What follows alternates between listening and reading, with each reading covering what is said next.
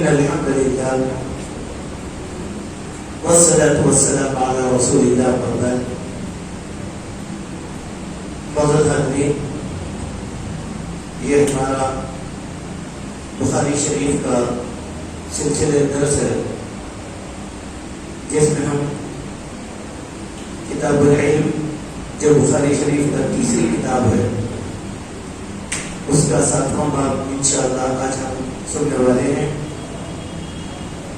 اس باب پر گزشتہ ہفتہ فضیلت الشیخ ظفر الحسن پرتاپ گڑھی حفظہ اللہ نے بڑے ہی وسعت کے ساتھ اس باب کو آپ کے سامنے سمجھایا تھا. اس باب کا نام ہے باب ما یذکر فی المناولہ، کہ مناولہ کا بیان اور اس بات کا بیان کہ اہل علم کا کتابوں کو لکھ کر یا باتیں لکھ کر دیگر شہروں میں بھیجنے کا کیا حکم ہے. میں سمجھتا ہوں کہ گزشتہ ہفتے کا درس آپ کے ذہن میں ہوگا جو مناولہ کا مفہوم سمجھایا گیا، لیکن شیخ نے جس زاویے سے مناولہ کو سمجھایا تھا کہ کسی استاذ کا ایک کتاب کو لکھ کر اپنے شاگرد کے حوالے کرنا اور اس کی اجازت دینا. دیکھیے یہاں علت تھی، اجازت تھی. نمبر 1 یہ مناولہ کہلاتا ہے کہ اجازت دینا کہ تم اس کو بیان کر سکتے ہو. دوسرا، یہ کتاب کی جگہ استاذ کا املا کروانا، ڈکٹیشن کروانا اور شاگرد کا استاذ کی باتوں کو لکھنا، لکھ کر استاذ سے مراجعہ کروانا، پھر استاذ کا اجازت دینا کہ اب تم اس کو پھیلا سکتے ہو. یہ دونوں باتوں سے ایک بات ہمارے سامنے آتی ہے جو مجھے سمجھ میں آئی، وہ یہ ہے کہ بغیر کسی اجازت کے درس و تدریس کرنا یہ جائز نہیں ہے. بات سمجھیے، شریعت کا جو علم ہوتا ہے اس علم میں سے کوئی بھی بات اپنے ذاتی مطالعے کی بنیاد کے اوپر تدریس کرنا یہ جائز نہیں ہے، اس کی اجازت چاہیے. مثال کے طور پر دیکھیں، دینی مدارس میں ہوتا ہے کہ جب ہم پڑھتے ہیں تو وہاں پر تفسیر کے شیخ ہوتے ہیں، مفسر قرآن. جب وہاں کے طلبہ مفسر قرآن کے پاس پڑھتے ہیں تو مفسر قرآن ان کو آگے نقل کرنے کی سند دیتا ہے. جب تم تعلیم حاصل کر لیے تم کو اجازت ہے کہ تم آگے جا کر تفسیر کر سکتے ہو، تو وہی آدمی کی تفسیر ایکسیپٹیبل ہوتی ہے. اسی طریقے سے جب وہ حدیث پڑھتے ہیں تو حدیث کے استاد جن کو شیخ الحدیث کہتے ہیں، وہ شیخ الحدیث حدیث کی سند عطا فرماتے ہیں کہ یہ حدیث ہمارے پاس پڑھے، اب ہم ان کو اجازت دے رہے ہیں کہ دوسروں کو پڑھا سکتے ہیں. جب تک کہ اجازت نہ ملے اس وقت تک ہم حدیث نہیں پڑھا سکتے. اب یہ جو بخاری شریف ہم آپ کے سامنے پڑھا رہے ہیں اس کا اجازت ہے ہمارے پاس. ہمارے استاد شیخ الحدیث مولانا عبدالغنی سیفی عمری رحمۃ اللہ علیہ، ان کا اجازت ہمارے پاس ہے ماشاءاللہ. اور یہ اجازت جامع دارالسلام برباد سے نکل کر پھر میاں نذیر حسین محدث دہلوی رحمۃ اللہ علیہ تک پہنچتا ہے. اس کو کہتے ہیں اجازت. مجھے اجازت کس نے دیا؟ میرے استاد. اب میں آپ کے سامنے پڑھا رہا ہوں، کیوں؟ میں ان کے سامنے بخاری شریف پڑھا ہوں، اسی لیے وہ مجھے اجازت دی ہے. اس سے کیا ہوتا ہے؟ گمراہی نہیں پھیلتی. اسی لیے آپ دیکھیں فتویٰ کون دے سکتے؟ ہر طالب علم یا پڑھنے والا فتویٰ نہیں دے سکتا. میں مسئلہ بتا سکتا ہوں، میں فتویٰ نہیں دے سکتا. کیوں؟ فتوے کے لیے اجازت چاہیے. اسی لیے ہم لوگوں کے پاس دینی مدارس کی سند ضرور ہے لیکن فتویٰ دینے کا اجازت نہیں ہے ہمارے پاس. ہم آپ کو لیں کہ یہ کیا بات ہے، قرآن اور حدیث تو معلوم ہے، پھر فتویٰ کیوں نہیں دے سکتے؟ آپ نہیں دے سکتے. کیوں؟ امام مالک رحمۃ اللہ علیہ سارے محدثین کے استاد ہیں، کثرت سے محدثین امام مالک کے استاد ہیں. لیکن امام مالک کو کتنے محدثین اجازت دیے تھے فتویٰ دینے کی؟ معلوم؟ امام مالک کو محدثین کی ایک جماعت 70 محدثین یا 700 محدثین اجازت دیے کہ ہم فتویٰ دے سکتے. تب جا کر امام مالک سے لوگ فتویٰ لینا شروع کرے. اجازت مفتی ہر ایک نہیں بنتا, مفتی کے لیے بھی اجازت کی ضرورت پڑتی ہے, ورنہ کیا کریں گے لوگ افکار, نظریات اور گمانوں میں پورے دین کا کھلواڑ کر کے رکھ دیں گے. اسی لیے صحابہ کرام بھی فتویٰ نہیں دیتے تھے, مسئلہ بتاتے تھے, بتا کر کیا بولتے تھے, تم یہ مسئلہ لا کر ہے نہیں عبداللہ ابن عمر سے پوچھو, عبداللہ بن عباس سے پوچھو. ارے یہ حدیث جو بیان کر رہے تھے اس وقت حضرت علی سامنے تھے, تم جا کے حضرت علی سے پوچھو. جب آپ سیرت صحابہ پڑھیں گے تو معلوم ہوگا کہ کئی مسائل کا مراجعہ حضرت عبداللہ بن عمر اور عبداللہ بن عباس سے کیا جاتا تھا. یہ صحابہ کا ایک طریقہ تھا, تو یہی طریقہ. اگر یہ نہ ہو تو کیا ہوگا, پورا دین قدم. جیسے آج ہمارے پاس دین کا فساد ہے. کیسے؟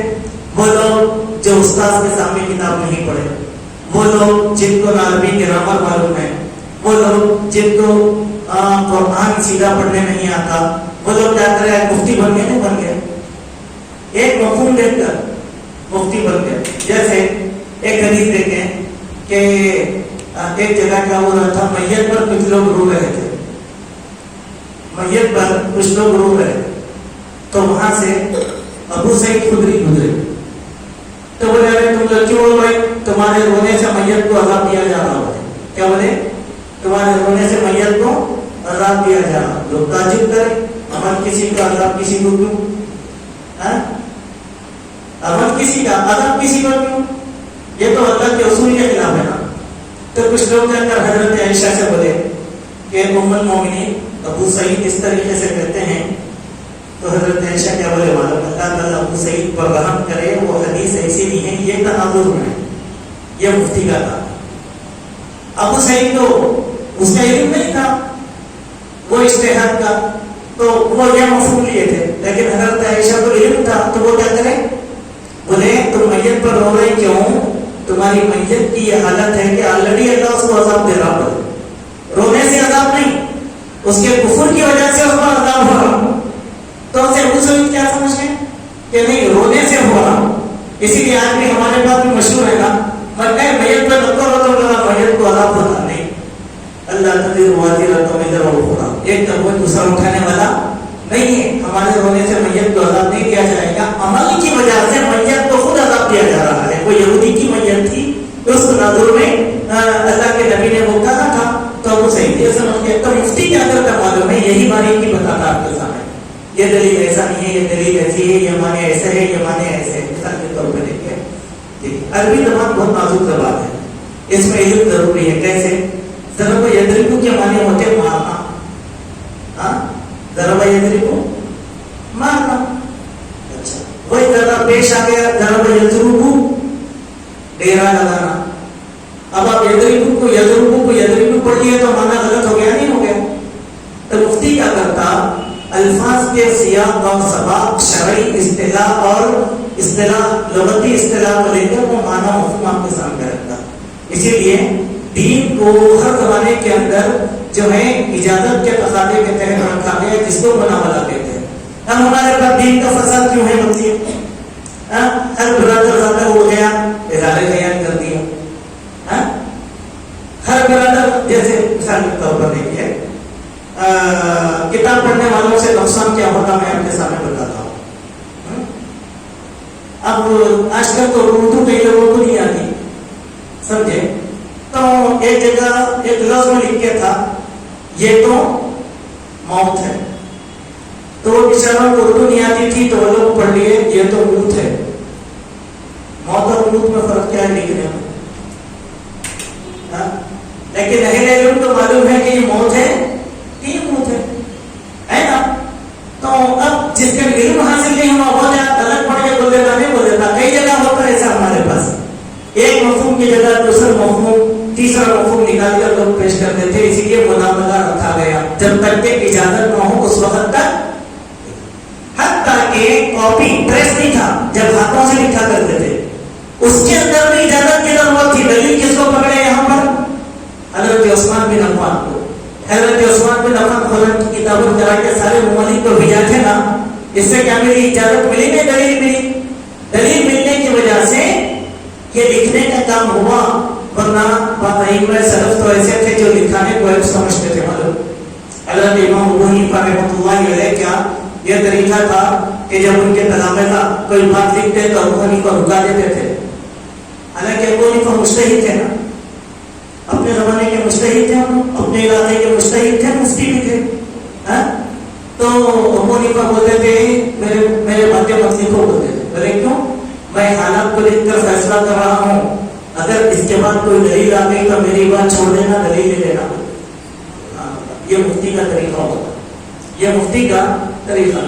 آج ہمارے پاس امت میں جو افتراق ہے، ایک چاند کا مسئلہ ہے نا، اور چھوٹے چھوٹے مسائل ہیں، ان مسائل کو لے کر گروپ بندی یا فرقہ بندی کی گئی ہے. وہ علم کے فقدان کا نتیجہ ہے، علم کے فقدان کا نتیجہ ہے. ایک واقعہ کہہ کر ہم آگے بڑھ جائیں گے. دیکھیں ضرب فرض ہر ایک کو نہیں دیتا.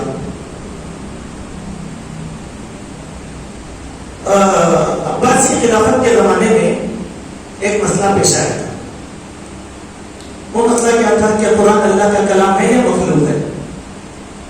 امام بخاری بھی اس میں صدر ڈھونڈتے، امام احمد بن حنبل بھی صدر ڈھونڈتے. مسئلہ 4 بجے شام تک چلا. کیا دلیل دینے والے نہیں تھے، محدثین فقہا تھے. جو بھی فقیہ یہ کہہ دیتا کہ نہیں قرآن اللہ کا کلام ہے، جیل میں ڈال دیتے تھے. بادشاہ ضرور کرتا تھا. ایک دن کیا ہوا، بادشاہ کو ہنسانے والا جو مسخرہ تھا، وہ مسخرہ جو ہے ایک دن بادشاہ کو ہنسانا بند کر دیا. بادشاہ بولا کہ بھائی کیوں خاموش بیٹھے؟ بولے بادشاہ بنا ایک بات سوچ رہا ہوں. بولے کیا سوچ رہے ہیں؟ ایسی بات ہے جو آپ کے ذہن میں نہیں آ سکتی، ایسی بات سوچ رہا ہوں. بادشاہ بولا کہ ایسی کیا بات ہے جو ہمارے ذہن میں نہیں آتی اور تمہارے ذہن میں آ رہی؟ نہیں بولو، نہیں ایسا مسئلہ ہے، بولا تو آپ مار دیتے، اگر صورتحال یہ ہے کہ نہیں بولا تو بھی مارنے والے ہیں. تو بادشاہ بولا چل تیرے کو جان کی امان ہے، تو بول دے. تو بندہ بلا میں یہ سمجھ رہا ہوں قرآن اگر اللہ کا کلام نہیں ہے اور مخلوق ہے تو اللہ تعالیٰ کہہ رہے ہیں کہ کل من علیہا فان، ہر مخلوق کو موت آنے والی ہے. قرآن کو بھی موت آئی تو نماز میں کیا پڑھوں گا؟ سمجھو قرآن کو بھی موت آ گئی تو نماز میں کیا پڑھوں گا؟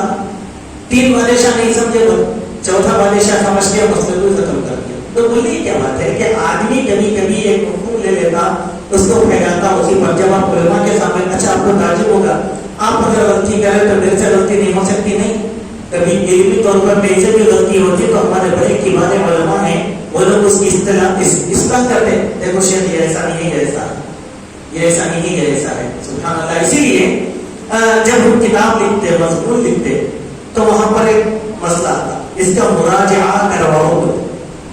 میں تو لکھتی ہوں بھائی میرے دلائل سے سینکڑوں لوگ پڑھ لیے، لیکن کتاب چھپنے سے پہلے محدثین کا اصول کیا تھا؟ مراجعہ کرواؤ.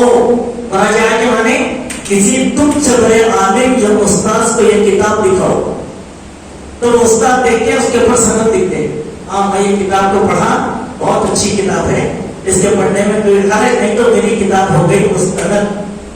یہ اہل الحدیث کا یہی اصول ہے، یہی اہل الحدیث کا اصول ہے. امام بخاری خالی بخاری شریف لکھ کے چھاپ دیے تھے، اپنے اساتذہ کو بتایا. امام بخاری کے اساتذہ کی ایک جماعت بخاری شریف کے نسخوں کو دیکھی، نسخوں کو دیکھ کر امام بخاری کو اجازت دیا اور ان کی تعریف کی ہے، اور اس کے بعد بولے کہ اللہ کی کتاب کے بعد سب سے صحیح کتاب بخاری شریف. حالانکہ امام بخاری کتنے اساتذہ سے علم حاصل کریں؟ بولیے آپ لوگ 1000 اساتذہ سے. امام بخاری کے پورے اساتذہ کی تعداد کتنی ہے؟ 1000. اب کتاب کتنے لوگ دیکھے ہوں گے؟ اتنے علماء کی جماعت بولی کہ نہیں یہ کتاب قرآن کے بعد سب سے صحیح کتاب ہے. اجازت ملی نہیں، اسی لیے آج ہم پڑھ رہے ہیں یا پڑھ رہے ہیں؟ الحمدللہ. ایک انداز سے سن رہے ہیں، سن رہے ہیں، سن رہے ہیں. اسی لیے میرے بھائیوں، علم کے لیے استاد ضروری ہے. اردو کتاب پڑھ لیے، تیلگو کتاب پڑھ لیے، رومن کتاب پڑھ لیے تو علم نہیں آتا، معلومات ہوتے، علم نہیں آتا. اب ہماری صورتحال کیا ہے؟ ایک بندر تھا، وہ بندر کو ہلدی کی گیٹھی مل گئی تھی، ایک ہلدی کا ٹکڑا مل گیا، تو وہ سڑک پر بیٹھ گیا کہ میں سب سے بڑا ہلدی ہوں. حالانکہ اس کو خالی ہلدی معلوم، لیکن ہلدی کے نقصانات نہیں معلوم. اسی لیے بولتے بندر کو ہلدی کی گانٹ مل گئی تو پنساری کی دکان کھولا. ہم لوگ ویسے بندر ہیں، ہم لوگ ویسے بندر ہے. کیا ہوتا؟ کل تک بدعت کے رہتے، آج اہل نہیں سکتے، شام एकदम खराब हो गया। किसी उस्ताद से मुराजा करते हैं, उस्ताद से मुराजा करो। इल्म इसीलिए एक बुनियादी मसला है, इल्म किससे हासिल करना? सुभान अल्लाह, इल्म उस आदमी से हासिल करना जो उस्ताद के पास बैठकर इल्म हासिल किया हो। जो उस्ताद के पास बैठकर इल्म हासिल नहीं किया वो जमीन में सिर्फ फसाद मचा सकता है। क्या बोलेगा मालूम? डॉक्टर वसीउल्लाह साहब बोलिए, डॉक्टर वसीउल्लाह किस तनाजुर में बोले आपको मालूम है? नहीं, शेख तालिबुर रहमान बोलिए, शेख तालिबुर रहमान किस तनाजुर में बोले मालूम है? हर चीज का एक बैकग्राउंड रहता। तलाक 3 मजलिसों में देना ये भी सुन्नत है, हालात को देखकर एक मजलिस में 3 तलाक देना ये भी इजाजत है। जैसा हम समझाया आपको। अब आप बोले ना भाई से 3 मजलिस लेते हो तो गले काट के मारो, गले काट के मारो। उसके बाद क्या होता? इसीलिए उस्ताद आपको बताएगा, मुफ्ती क्या करेगा? हालात और सिचुएशन को देखकर फैसला करेगा। वो हालात सिर्फ मुफ्ती को मालूम रहते हैं, आपको मालूम नहीं रहते। इसीलिए आप किसी भी हदीस को लेकर उसके हरकत नहीं कर सकते। इसीलिए मुनाविला की जो है इस्तिलाह इमाम बुखारी रहमतुल्लाह अलैहि ने बयान फरमाई और कहा कि ये चीज सब लोगों के लिए दुरुस्त नहीं है। इस दिन में बात की तफहीम के बाद हदीस बातें रह गई थी, हम उस हदीस को आपके सामने रख देते हैं। अन इब्न मसऊद अन अब्दुल्लाह इब्न अब्बास अखबरहु अन रसूलुल्लाह सल्लल्लाहु अलैहि वसल्लम कअसा बिकिताबिही रजुलन फअमरहु अन यदफअहु इला अज़ीमिल बहरैन फदफअहु अज़ीमुल बहरैन इला किस्रा फलम्मा क़रअहु मत्तअहु फहसिबतु अन्न इब्न al-मुसय्यिब क़ाल फदआ अलैहि रसूलुल्लाह सल्लल्लाहु अलैहि वसल्लम अन युमत्तअहु कुल्ला मुमत्तअ।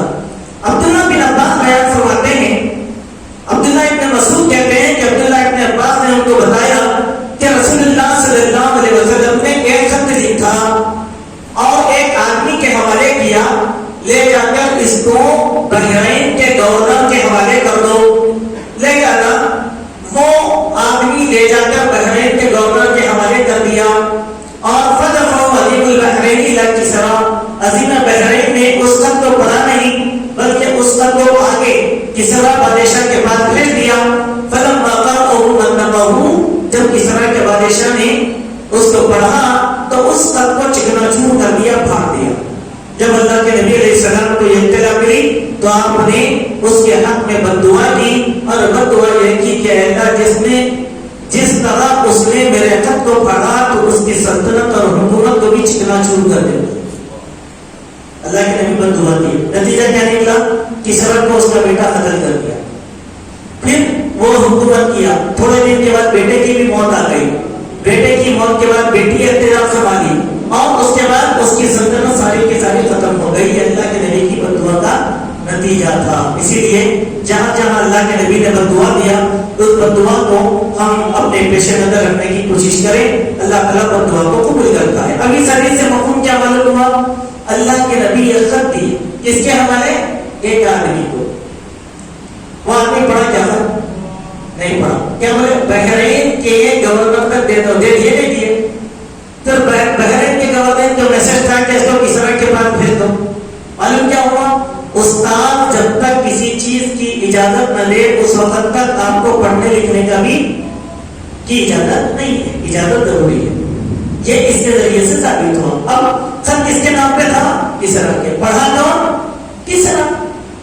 किस्रा पढ़ा, उसके नाम पे तक था। तो यहाँ एक मुरासला जिसके नाम पर हो वही आदमी पढ़े, जिस आदमी के नाम पे ना हो वो आदमी आगे जाके ना पढ़े। दूसरा, अल्लाह के नबी अगर उस सहाबी से कहते या उस शख्स से कहते इसमें पढ़ लेते जाओ तो पढ़ता नहीं पढ़ता, लेकिन अल्लाह के नबी इजाजत दिए क्या? तीसरी बात, सहाबाए किराम का ईमान इतना ज्यादा था कि अल्लाह के नबी की इजाजत के बगैर वो कोई काम नहीं कर देते। अब मिसाल के तौर पे मैं समझो इनको एक कापी दिया, हाँ ये कापी है, खुली है ना कापी, ये कापी है, तुम ले जाके जो है याकूब साहब को देकर आ जाओ। तो मैं इनको हुक्म क्या दिया? ये कापी ले जाओ, याकूब साहब को देकर आ जाओ। अब इनको बीच में पढ़ने की इजाजत है? अगर ये पढ़ लेंगे तो खियानत है, ये पढ़ लेंगे तो खियानत है, ये जायज नहीं है। अब हमारे पास क्या करते मालूम? बीबी का कर देवराम पढ़ लेते, किसका भी टेलीग्राम आया हम लोग पढ़ लेते, इनका फोन ले लिए मैसेज हम पढ़ लेते। अरे भाई पढ़ा तो मैसेज जायज नहीं है, जायज नहीं, हर किस नहीं। میں جھانکنے کی جب تک اجازت نہ ہو ہم وہ کام ہرگز نہیں کر سکتے. یہ ایک مسئلہ یہاں پر ہم لوگوں کو معلوم ہے. ایسے ہی ایک واقعہ ہے. دیکھیے حدیث میں ایک واقعہ آیا کہ حاتم بن ابی بلتعہ رضی اللہ عنہ سے غلطی ہو گئی صحابی سے. وہ کیا کرے, اللہ کے نبی صلی اللہ علیہ وسلم مکہ جانے والے تھے, تو وہ کیا کرے, مکہ کے کافروں کو اطلاع کر دی کہ فلاں دن اللہ کے نبی آنے والے ہیں تو ہوشیار ہو گئے. سمجھے, وہ کیا کرے, ایک چٹھی لکھے. ایک عورت مکے کو جا رہی تھی, وہ عورت کو دے دی. تو وہ عورت وہ چٹھی لے کے اپنے جوڑے میں, سر کے جوڑے میں نہیں, وہ چٹھی چھپا دی.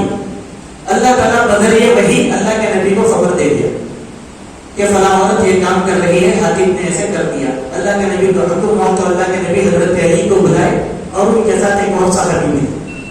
دونوں کو بولے کہ تم فلاں مقام پر جاؤ, فلاں مقام کے جاؤ, ایک کنواں ہے وہ مقام کاخ, وہاں جاؤ, ایک عورت وہاں رہے گی. جانا, اس عورت کے پاس ایک چٹھی ہے, وہ چٹھی لے کر آ جانا ہو. یہ واقعہ بڑا طویل ہے, اس کے کئی پہلو ہیں, مجھے اس سے وہ یہاں بیان کرنا نہیں ہے.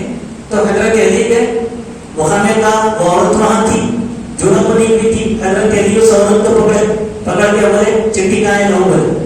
عورت بولی کون سی چٹھی, کدھر کی چٹھی. تو حضرت علی اس کو ڈرا کے بولے سیدھی شرافت سے چٹھی دیتے یا ذلیل ہونا ہے کچھ. تو عورت ڈر کے کہتے چٹھی دے دی. کلی تھی نا چٹھی, کلی چٹھی تھی. تو حضرت علی اور صحابی کیا کرو, چٹھی پکڑ کے مدینے کو سچا ہے, اس میں کیا لکھا, مدوش. حضرت علی میں جانا تو صحابی میں جانا, کیوں, اللہ کے نبی کیا حکم دیے, چٹھی لاؤ. اب ذمہ داری کیا ہے, لے کر آنا. پڑھنا کیا تھا, خیانت تھی. اللہ کے نبی کی اجازت تھی, کیا پڑھو اس میں کیا ہے بول کے, نہیں تھی نا, لائے اور پڑھے تو حضرت حاتم بن ابی بلتعہ یہ الفاظ نکلے. حضرت عمر بولے یا رسول اللہ اجازت دیجیے, حاتم کو قتل کر دیتا ہوں. بولے نہیں, یہ بدری ہے, تم کو نہیں معلوم کہ بدری کے بارے میں اللہ کے نبی نے کیا کہا, تمہارے اگلے پچھلے سارے گناہ معاف ہے. اجازت دے دیا گناہ کرنے کی ان لوگوں کو. سبحان اللہ. تو صحابہ کی ایک دیانتداری تھی کہ اللہ کے نبی کی اجازت کے بغیر کوئی چیز پڑھتے بھی نہیں تھے, جتنا کام کا ہوتا. اس سے ہم لوگوں کو یہ علم حاصل ہوا کہ جب تک اجازت نہ ہو اس وقت تک ہم بھی تدریس نہیں کر سکتے چاہیے طور پہ. اب یہ بولے شاید میں آپ کا درد بہت دن سے سن رہا ہوں, آج میں درد دیتا ہوں. تو یا پھر میں نہیں آیا, تب یہ اٹھ کے کھڑے ہو گئے, آج شیخ نہیں آئے, شیخ کی جگہ میں درد دے رہا ہوں, جائز ہے کیا اس نے. ہاں میں یہ بولا کہ میں جس دن نہیں رہوں گا یہ درد دیں گے, تو میری اجازت سے لے لینا ہے. ایک معمولی بات, مسجد کے ذمہ دار ہے. اگر کوئی سفیر رکھ کے اعلان کرا تو کیا بولے کون اجازت دیا کچھ, کیونکہ اجازت کے بغیر کام کرنا غیر رسولی ہے نا. اب تو اجازت کے بغیر فتوے بھی چل رہے ہیں, فساد بھی چل رہا, تعلیم بھی چل رہی, تدریس بھی چل رہی. چلیے ٹھیک ہے. اس کے بعد دوسری حدیث ہے, دیکھیے کہ انس بن مالک كتب النبي قال كتب النبي صلى الله عليه وسلم كتابا او اراد ان يكتب فقيل له انهم يقرؤون كتابا الا مكتوبا فاتخذ قاطرا من فضة نقشه محمد رسول الله كأني انظر الى بياضه في يدي فقلت لقتادة من قال نقشه محمد رسول الله قال انس. اس میں ایک بات ہے کہ حضرت انس بیان فرماتے ہیں کہ جب بھی اللہ کے نبی صلی اللہ علیہ وسلم کسی کو خط لکھتے یا خط لکھنے کا ارادہ کرتے تو آپ سے کہا گیا کہ یا رسول اللہ یہ وہ لوگ ہیں جو خط اس وقت تک نہیں لیتے جب تک کہ اسٹیمپ نہ ہو, مہر نہ ہو. تو اللہ کے نبی نے اسٹیمپ بنایا, محمد رسول اللہ, چاندی کا اسٹیمپ بنایا تھا اپنی انگوٹھی میں. جب بھی آپ خط لکھ دیتے تو یہ طریقہ چند سال پہلے تک بھی تھا, یہ طریقہ چند سال پہلے تک بھی تھا. اس کو بتاتا ہوں میں آپ کے سامنے. تو محمد رسول اللہ کا اسٹیمپ تھا. گویا کہ میں آج بھی اس کی سفیدی کو ہاتھوں میں محسوس کر رہا ہوں. میں نے قتادہ سے پوچھا کہ تم تو کس نے کہا کہ اس پر محمد رسول اللہ نقش تھا, تو انہوں نے کہا کہ انس نے کہا تھا. دیکھیے سند پوچھے نا کچھ, یہ واقعہ ہمارے واقعہ میں اس میں کئی باتیں ہیں. نمبر 1 ختم اسٹیمپ, ایک اسٹیمپ سے امام بخاری نے دلیل لیا, اجازت کی, سمجھے. نمبر 1. نمبر 2 اب یہ اسٹیمپ کی بات سننے کے بعد تم کو کون کرے کہ اللہ کے نبی کے پاس اسٹیمپ والی انگوٹھی ہوتی تھی تو بولے انس بولے سلسلہ معلوم ہونے کا دلیل صحیح ہوئی نہیں ہوئی. ہاں تو اس زمانے کیا ہے آدمی کے پاس جب سند ہوتی ہے تو وہ سند خود اسٹمپ ہوتی ہے, وہ خود اجازہ ہوتا ہے. اب پروفیسر بننے کے لیے آدمی اگر کوئی جو ہے ٹیچر ٹریننگ کر کے آئے اور ان کو سرٹیفکیٹ دیتی گورنمنٹ, انہوں TTC کرے ہوئے ہیں تو اجازت چاہیے.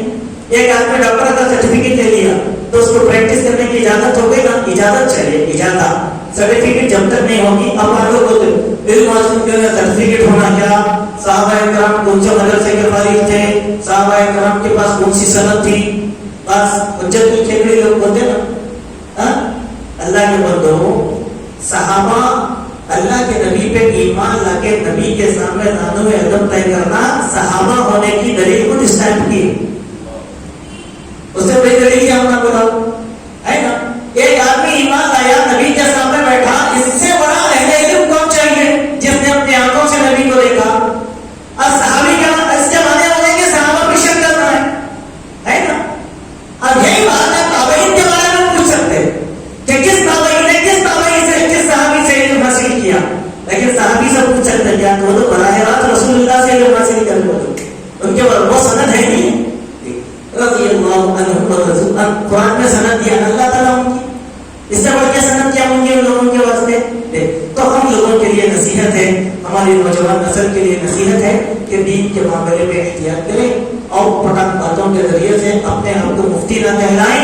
کیوں اللہ کے نبی نے کیا کہا, جس کسی انسان نے ایسی بات میری جانب منسوخ کر دیا جس کو میں نے نہیں کہا تو وہ اپنا ٹھکانہ کہاں بنائے, فَلْيَتَبَوَّأْ مَقْعَدَهُ فِي النَّارِ, وہ آدمی اپنا ٹھکانہ جہنم میں بنائے. سبحان اللہ. اسی لیے علماء نے پوچھا حدیث ہے تو کون سی حدیث ہے, حدیث ہے تو کیا بولتے کون سی حدیث. ایک چھوٹی سی بات بولتے ہم آگے کے بعد پڑھے. دیکھیے ہم بھی کتاب لکھے تو ہم کو کیا بولیے لوگ مشورہ, حالانکہ لکھے 2 سال لکھتے رہے, سمجھے 2 سال لکھتے رہے. 2 سال لکھنے کے بعد ہمارے استاد کو پڑھ کر بولے کہ دیکھو خبر ہے اس کے اندر آپ نے کتابوں کا حوالہ دے دیا لیکن حدیث نمبر نہیں ڈالے, حدیث نمبر ڈالو. سمجھے, تو پھر تحقیق کر کے ہم کو حدیث نمبر ڈالنا پڑا. اس کے بعد اور ایک استاد بولے کہ بہتر یہ ہے کہ کسی بڑے عالم سے اس کو پڑھا دو, سند رہے گی. تو ہم کیا کریں, ٹھیک ہے جلد بازی کی کوئی بات نہیں ہے, ایک اچھے عالم کو دے دو, پڑھائیں گے اس کو. تو ابھی تک ہمارا مسابقہ جو ہے ایک عالم صاحب کے پاس تلاوت میں ہے, پڑھنے میں ہے.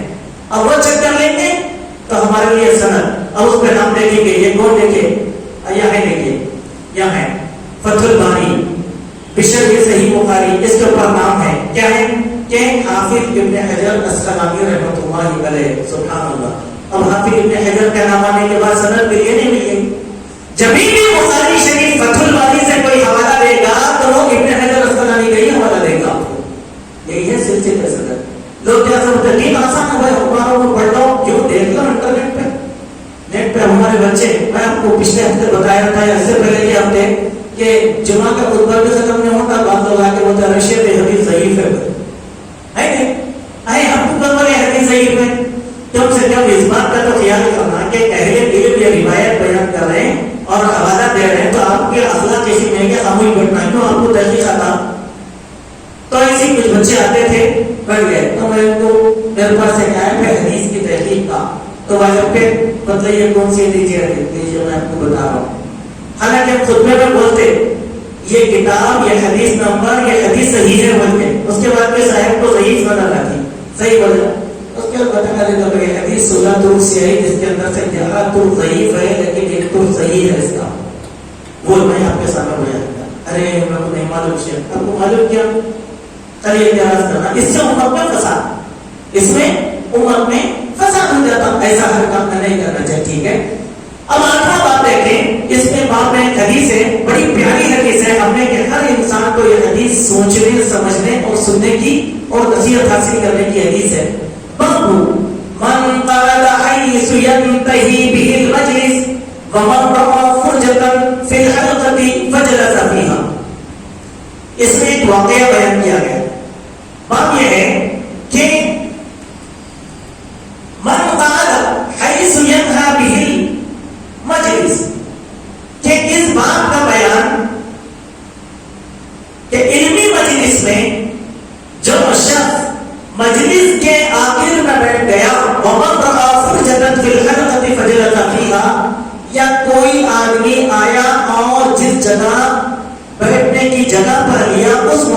بیٹھ گیا، یہ کیسا ہے؟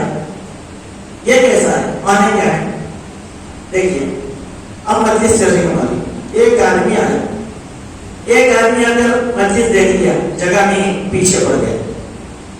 ایک آدمی آیا، سامنے جگہ دکھ لی، بعد میں آیا نا، لیکن اس کے سامنے جگہ دکھ لی تو سیدھا آیا یا اندر سامنے بیٹھ گیا.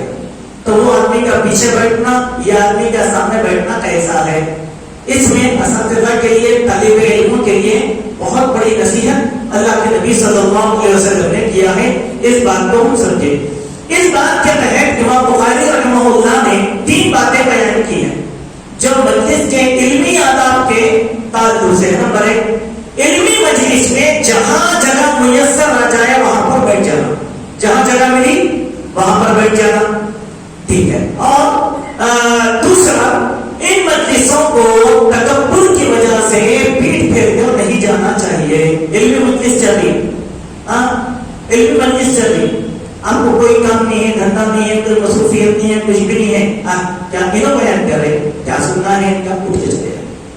یہ غرور ہے، یہ تکبر ہے، یہ غلط ہے. اس طریقے سے تکبر کے ساتھ نہیں جانا چاہیے.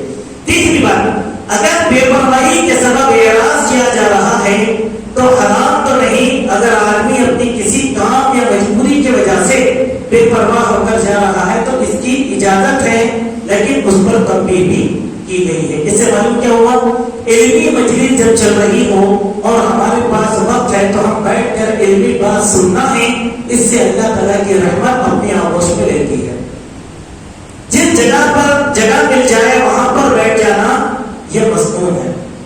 اور اگر کہیں جگہ مل جائے آگے، آپ دیکھیں جمعہ کی نماز میں پیچھے سے آ کے سامنے بیٹھنا جائز ہے یا گردن پھیلا کے؟ جائز ہے. لیکن علم کی مجلس چل رہی، سامنے جگہ ہے تو آگے بیٹھ سکتا ہے، کوئی حرج کی بات نہیں. یہاں پر ایک بات بتائی گئی، اس حدیث کے اندر ہم اس کی تشریح کریں گے. حدیث اس طریقے سے ہے، ان ابی واقد لیسی ان رسول اللہ صلی اللہ علیہ وسلم بینما هو جالس فی المجلس والناس معه اذ اقبل ثلاثه نفر. حضرت ابو واقد لیسی بیان فرماتے ہیں کہ ایک مرتبہ کی بات ہے کہ اللہ کے نبی صلی اللہ علیہ وسلم کی مجلس چل رہی تھی مسجد میں. ان رسول اللہ بینما هو فی المجلس فی المسجد هو جالس فی المجلس. اللہ کے نبی مسجد میں بیٹھے ہوئے تھے اور آپ کی مجلس چل رہی تھی. والناس معه، لوگ آپ کے ساتھ تھے. اذ اقبل ثلاثه نفر، تو 3 دوستوں کی یا 3 لوگوں کی ایک جماعت اس درس میں تشریف لائی. اس کا اثر مفہوم، اللہ کے نبی مسجد میں بیٹھے تھے، لوگوں کو دین کی باتیں سکھا رہے تھے، درس چل رہا تھا، سارے مسلمان آپ کے ساتھ بیٹھے تھے. یہ حدیث کا ظاہری مفہوم. اب اس سے کیا معلوم ہوا؟ اللہ کے نبی بحیثیت تھے استاذ کے بیٹھے تھے، علم سکھا رہے تھے، صحابہ کی پوری جماعت طالب علم کی حیثیت سے بیٹھی تھی. پہلا بات، مسجدوں کے اندر درس و تدریس کا سلسلہ تسلسل کے ساتھ چلنا چاہیے. مسلمانوں کی سب سے بڑی درسگاہ مسجد ہے. سب سے بڑی درسگاہ کہاں ہے؟ مسجد. اب ہمارے پاس کیا ہوتا؟ مسجدوں میں پارٹ ٹائم امام مقرر کر دے. کیسے؟ فجر کی نماز کے امام، ظہر کی نماز کے امام. تو امام صاحب کا کیا کام ہے؟ وہ 2 منٹ پہلے جماعت سے پہلے آتے، نماز پڑھاتے، اپنی ذمہ داری ختم چلے جاتے. صحیح بات یہ ہے کہ ایسے امام کی مسجد کو ضرورت نہیں. اب پڑھ کے دیکھیے احادیث کو، احادیث پڑھ کر دیکھے تو معلوم ہوگا مسجد کا امام فل ٹائم مصلی پر بیٹھنے والا ہونا. تب جب تک کہ جماعت کا آخری آدمی مسجد سے نہیں نکل جاتا اس وقت تک امام مسجد چھوڑ کر نہیں جا سکتا. بولے کیوں؟ مصلیوں کو کوئی شرعی مسئلہ پوچھنا ہوگا، نمبر 1. نمبر 2، مصلیوں کی اصلاح کرنی ہوگی. مصلی تھوڑی دیر امام کے ساتھ گزارنا چاہتے ہوں گے، مصلی کچھ سیکھنا چاہتے ہوں گے. اگر امام چلے گئے تو کسے سیکھیں گے؟ ہے نا. تو امام کب تک رہنا؟ پورے مصلی خالی ہونے تک. یہ امام کا حق ہے. ایسا ہوتا ہے ہمارے پاس؟ اللہ کے نبی کے پاس ایسا ہوتا تھا. اب اللہ کے نبی بیٹھے درس دے رہے تو کیا ہوا؟ 3 دوستوں کی ایک جماعت آئی، 3 افراد کی ایک جماعت آئی. اب دیکھو یہ عربی کا اصول، عربی کتنی نازک زبان ہے. یہاں کا ثلاثۃ نفر نفر بولے، ثلاثۃ رجل نہیں بولے. رجل بولے تو بھی آدمی نا، 3 آدمی آئے. مگر نفر کیوں بولے؟ عربی زبان کا ایک اسلوب ہے، وہ اسلوب کیا ہے؟ نفر کس کو بولتے معلوم؟ 3 سے لے کے 10 تک کے لوگوں کی جماعت کو نفر بولتے. کیا بولتے ہیں؟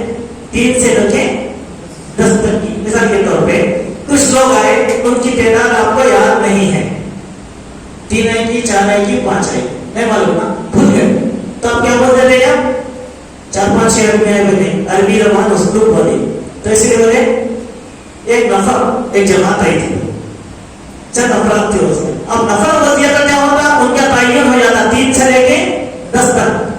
تو اللہ کے نبی نے یہاں پر صحابی نے کہا ثلاثۃ نفر، 3 آدمیوں کی ایک جماعت آئی. اور وہ کیا ہو گیا کہ اس میں یہ ہوا فَأَقْبَلَ اثْنَانِ إِلَىٰ رَسُولِ اللَّهِ صَلَّى اللَّهُ عَلَيْهِ وَسَلَّمَ وَذَهَبَ وَاحِدٌ. 2 لوگ اللہ کے نبی کی مجلس میں آ گئے، 2 لوگ اللہ کے نبی کے اس درس میں شریک ہو گئے، اور ایک آدمی کیا گیا؟ چلا گیا.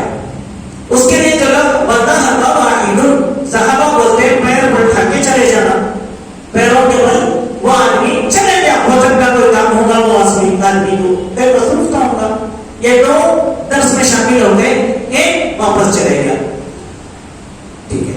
قال فوقفنا على رسول الله صلى الله عليه وسلم، فوقف على رسول الله صلى الله عليه وسلم. یہ 2 آدمی اللہ کے نبی صلی اللہ علیہ وسلم کے درس میں ٹہرے رہے. فَأَمَّا أَحَدُهُمَا فَأَخَذَ فُرْجَةً فِي الْحَلَقَةِ فَجَلَسَ فِيهَا. پہلا آدمی اس نے سامنے کے حصے میں تھوڑی سی جگہ دیکھا اور آ کر اللہ کے نبی کے سامنے کے حصے میں بیٹھ گیا. آیا کب؟ دیر سے بیٹھا کہاں؟ تھوڑی جگہ دیکھا، بیٹھ گیا. اس کے بعد فرمائے کہ ایک آدمی ادھر ادھر آ کے دیکھا، دوسرا اس کو سامنے کہیں پر بھی جگہ نہیں ملی. یا ہو سکتا ہے کہ جگہ تھی ہوگی، لیکن دل میں یہ بات آئی کہ وہ جا کر لوگوں کے بیچ میں خلل ڈالوں، لہٰذا وہ جا کے پیچھے کے حصے میں جا کر بیٹھ گیا. ایک سامنے کے حصے میں بیٹھ گیا اور ایک پیچھے کے حصے میں بیٹھ گیا. بس تو اللہ کے نبی طرف دے رہے ہیں، ان کی طرف متوجہ نہیں ہے اللہ کے نبی. پھر اس کے بعد کیا ہوا؟ اچھا رہا تیسرا آدمی، تو پہلے صحیح بنایا نا، یہ ادبرا بھی آیا. وہ خالی چلا نہیں ہے نا، بلکہ پیٹ پھیر کر چلا گیا. اس کے کیا مانے؟ یہ بات چل رہی، کیا غرض ہے یہ بات سے؟ چلا گیا. ایک آدمی پیٹ پھیر کر چلا گیا. فلما فرغ رسول اللہ صلی اللہ علیہ وسلم قال، جب اللہ کے نبی اپنے درس سے فارغ ہو گئے تو فرمایا الا اخبرکم عن النفر الثلاثہ، کیا میں تم لوگوں کو ان 3 لوگوں کی جماعت کے بارے میں خبر نہ دوں؟ حالانکہ اللہ کے نبی مشاہدہ کر رہے تھے، کچھ بولے اس کو، سامنے بیٹھنے والے کو کچھ نہیں بولے، پیچھے بیٹھنے والے کو کچھ نہیں بولے، جانے والے کو بھی کچھ بھی نہیں بولے. آپ پڑھا رہے ہیں. ٹھیک ہے. اما احدهم فآوى الى الله فآواه، پہلا آدمی اللہ کی رحمت کی آغوش میں آ گیا تو اللہ نے بھی اس کو اپنی رحمت کی آغوش میں لے لیا. سبحان اللہ. کیونکہ وہ اس غرض سے آیا تھا کہ مجھے علم سیکھنا ہے. اس لیے انہوں نے کیا کیا؟ سامنے جگہ میری آگے بیٹھ گیا تو وہ کہاں چلا گیا؟ اللہ کی رحمت میں چلا گیا. اللہ نے اپنی آغوش میں اس کو لے لیا. پھر فرمایا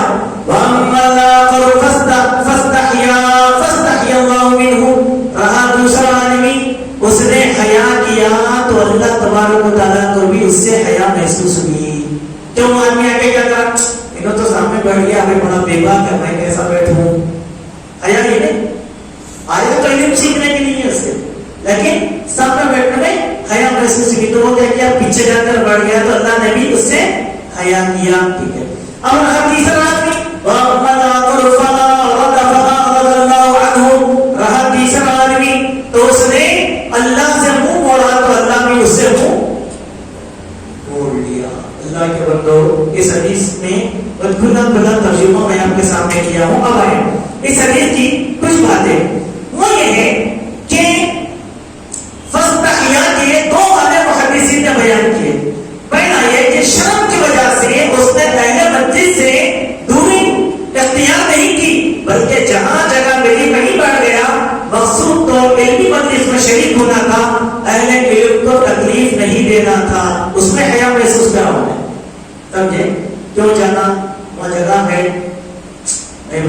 نہیں بیٹھے ہوئے, میں ان کے بازو کیسا بیٹھوں؟ وہ کیا کیا پیچھے, لیکن دل میں نیت کیا تھی؟ تو اب اللہ کو حیا کیا ہے؟ اللہ تعالیٰ بولے کہ یہ آدمی اتنی شرم اور حیا سے علم حاصل کرنے آیا تو میں اس کو اپنے اجر سے محروم نہیں کروں گا. لہٰذا اللہ تعالیٰ اس کو اپنے رحمت میں بھی دے دیا. پہلے والے کو بڑی رحمت میں لیا, اس آدمی کو رحمت کی آغوش میں بھی اللہ تبارک و تعالیٰ لے لیا. دوسرا مفہوم, بیٹھنے کا قیام تو نہ تھا لیکن اہل مجلس سے شرم کرتے ہوئے بیٹھ گیا. لیکن دو مفہوم محدثین نے بیان کیے, چونکہ والے نہیں ہے کیا مجھے ارے بیٹھنا کیا, اب میں آ ہی گیا, اب لوگ آ کے کیا بولیں گے. ہم فرض کر لو شیخ غفور صاحب درد ہے, اب میں آیا تو میں کیا شیخ غفور درد ہے, میں کیسا بیٹھوں یہاں پہ ہو, اگر تو ایسا ہوں گا ویسا ہوں گا وہ ہوں گا یہ ہوں گا, لوگ کیا سمجھیں گے, میں اتنی دیر سے آیا سمجھیں گے. یہ نیت آ گئی, سمجھ گئے. تو میں کیا کہہ رہا, سامنے نہیں آیا, میں کیا کہہ رہا پیچھے جا کے بیٹھ گیا. حالانکہ میری نیت سننے کی نہیں تھی, لوگ کیا کہیں گے یہ بول کر سن لیا, تو اس کو بھی حیا میں شامل کیا گیا. لیکن اللہ نے ایسے آدمی پر بھی رحم کیا. کہا کہ کیوں, یہ علم سیکھنے آیا تو اللہ تعالیٰ رحمت کا کچھ حصہ اس آدمی کو دے دیا. اب آئے تیسری بات یہ ہے کہ فما ہوا تھا, ایک آدمی منہ بڑھ کے چلے گئے نا, اس کے معنی کیا ہے, تیسرا شخص بے رکی سے نکل گیا. وہ منافق تو نہیں تھا لیکن ہو سکتا ہے کہ اس کے دل میں کوئی بات آئی ہو, اسی لیے وہ اللہ کا ذکر چھوڑ کر چلے گیا تو اللہ بھی اس سے بے پرواہ ہو گیا.